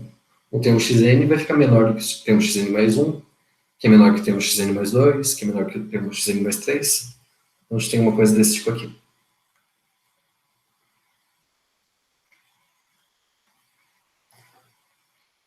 O termo x1 ele fica menor que o x2, menor que o x3. O xn menor que o xn mais 1. Decrescente é o contrário, né? A gente começa com o termo x1, ele é maior do que o x2, maior que o x3, e assim por diante. Se a gente for ver o gráfico dessas sequências, nesse primeiro caso ela vai ficar uma coisa crescente, né? E no segundo uma coisa decrescente. Só que não é uma linha, é um conjunto de pontos aí crescente ou decrescente. Então, no primeiro caso, fica uma coisa desse tipo. E no segundo, uma coisa desse tipo aqui.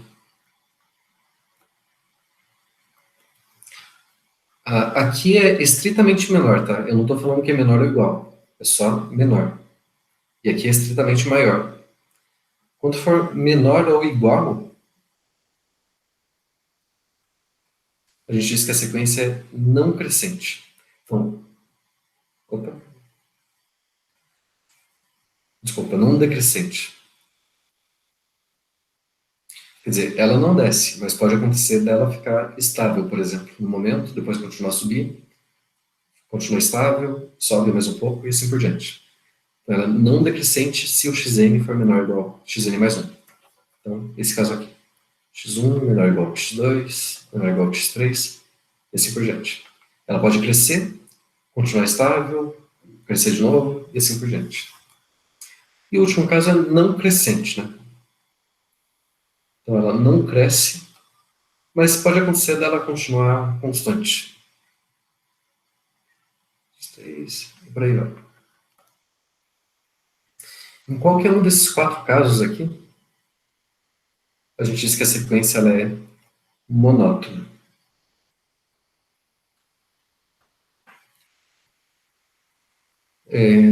Então uma sequência ela é monótona se ela ou é crescente ou decrescente, ou não crescente ou não decrescente. Ela só não vai ser monótona se ela fizer alguma coisa do tipo ficar oscilando, sabe? Começa a subir, depois começa a descer, depois sobe de novo. Esse é um exemplo de sequência não monótona.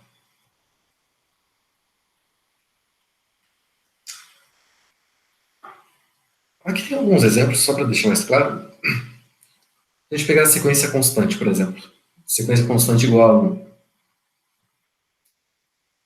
Ela é limitada, né? A gente tem uma cota superior aqui e uma cota inferior. Por exemplo, 2 e o menos 2. O 1 também. O 1 é uma cota superior e a cota inferior. A própria constante da sequência. Ela não é crescente, né? Os termos aqui não estão subindo e não é decrescente. Mas a gente pode dizer que ela é não crescente, né? Porque ela não cresce.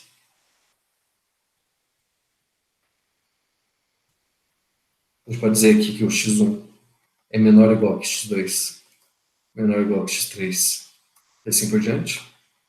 Na verdade, nesse caso vale a igualdade, né? Então, essa é uma sequência não decrescente. Mas também vale que o x1 é maior ou igual que x2, é maior ou igual que x3, e assim por diante. Isso quer dizer que ela é não crescente. Quando a gente tem uma sequência que é não crescente e não decrescente, na verdade é uma sequência constante. Elas duas coisas ao mesmo tempo.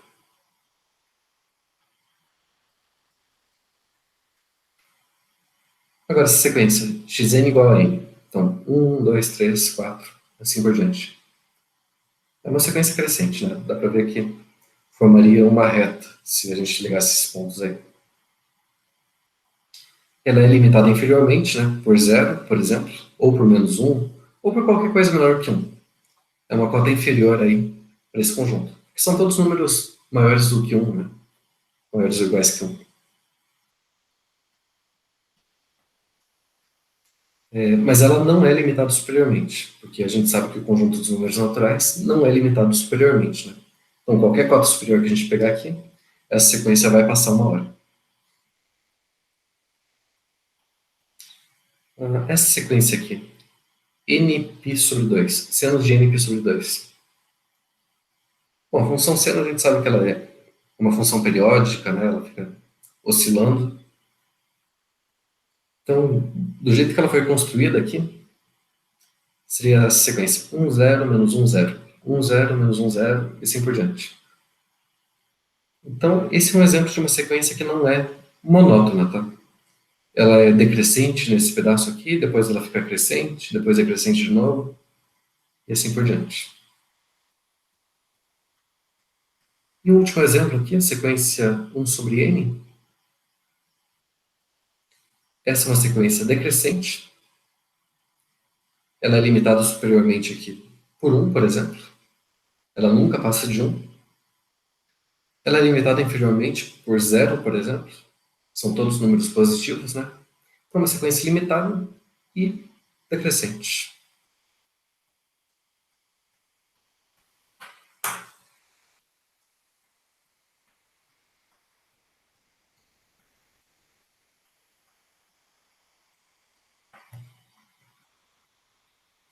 Bom, pessoal, acho que eu vou parar por aqui hoje.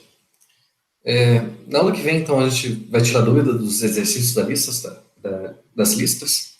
Só lembrando, eu coloquei mais uma lista hoje, que é a última lista aí da primeira prova. Vocês têm que me enviar até o dia 11, elas resolvidas. E é o conteúdo da prova, né? Até o capítulo 3 ali sobre números reais. Na próxima aula a gente tira dúvida dos exercícios. Quem quiser também, na quarta-feira, no horário de atendimento, tirar dúvidas, pode ficar à vontade. Aí dia 11 eu vou deixar a prova lá no Moodle para vocês resolverem, eu acho que com 48 horas para me mandar por e-mail. E aí no dia 14 que a gente volta com a aula normal, a gente volta nessa parte de subsequências. Beleza? Então, boa noite para todo mundo e até sexta.